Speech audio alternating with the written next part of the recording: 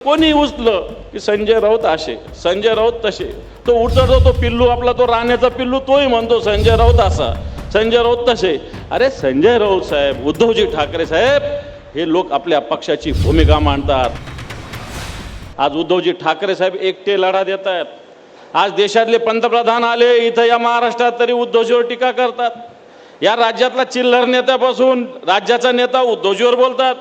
मला सांगा, ज्याच्यात दम आहे त्याच्यावरच टीका होत असते ना, ज्याच्यात दम आहे त्यालाच विरोध होत असतो ना. मग शिवसेना संपली संपली संपली म्हणणाऱ्याला मी सांगतो, मग तुम्ही उद्धवजीवर टीका कशाला करता? संजय राऊतांवर टीका कशाला करता?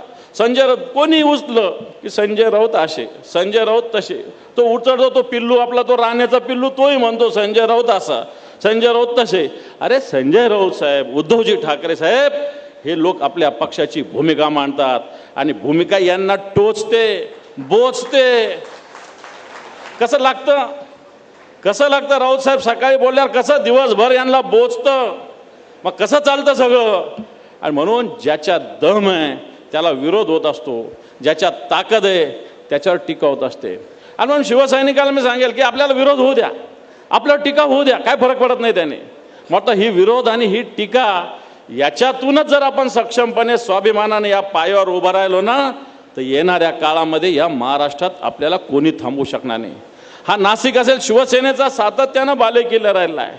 या नाशिकमध्ये शिवसेनेचे सातत्यानं आमदार जास्त होते. या नाशिकमध्ये शिवसेनेचे खासदार सातत्याने निवडून आले. मला आठवतं एकदा, मला वाटतं दत्ता नानानं इलेक्शनमध्ये पराभूत झाल्यानंतर या नाशिकमधल्या सगळ्या शाखा बरखास्त झाल्या होत्या. झाल्या होत्या की नाही नाना? उभ्या राहिल्या का नाही? उभ्या राहिल्या ना, उभ्या राहिल्या. आज या नाशिकमध्ये 1,00,000-1.5 लाख मतं आपण घेतले तिन्ही मतदारसंघामध्ये. आणि म्हणून संघटना ही चालणारी प्रक्रिया लक्षात ठेवा. आणि हा संघटनेचा आत्मा शिवसेना आहे, शिवसैनिक आहे. आणि येणाऱ्या काळामध्ये पुनर्बांधणी आपल्याला करायची आहे. पुनर्बांधणी करत असताना मला असं वाटतं आपल्याला ज्या ज्या संघटनेच्या आवश्यकता आहे, आपल्याला काय कार्यक्रम घ्यायचे, आपण आंदोलनं घेतले पाहिजे. मी गटप्रमुख येतो, मी मतदार यादीचा अभ्यास केला पाहिजे. मी शाखा प्रमुख येतो, वार्डाचा अभ्यास केला पाहिजे. मी तालुका प्रमुख येतो, तालुक्याच्या गावामध्ये मी दौरा केला पाहिजे. बरेच जण जिल्ह्याच्या बैठकीला भेटतात, त्याच वेळेस एकमेकाला भेटतात. जिल्ह्याची ज्यावेळेस बैठक असते त्याच वेळेस एकमेकाला भेटतात. मधल्या काळात साहेब बैठकीचा निरोप, हा मी त्याला SMS केला. अरे ही काय पद्धत आहे? संघटन काय? एकमेकाशी बोलणं, बसणं, संवाद साधणं हे संघटन आहे, लक्षात ठेवा. बऱ्याच जणांना सांगितलं ती बैठक आहे, तालुक्याची निरोप दिले का? हो, मी सगळ्यांना मेसेज केले. ही काय पद्धत आहे? सगळ्यांना फोन केला पाहिजे, एखाद्याला भेटलं पाहिजे, एखाद्याकडे गेलं पाहिजे. एखादा आला नाही तर त्याला काढून टाका. अरे का काढून टाका?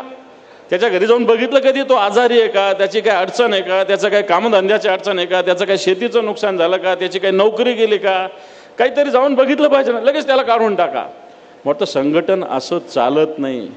संघटन आपला शिवसेनेचं संघटन परिवार आहे, लक्षात ठेवा. शिवसेनेचं संघटन परिवार आहे. आपण महाराष्ट्रात काय देशात जातो तिथं आपण विचारतो शिवसेनेचं इथं जिल्हा प्रमुख आहे का, शिवसेनेचा आपण तालुका प्रमुख आहे का?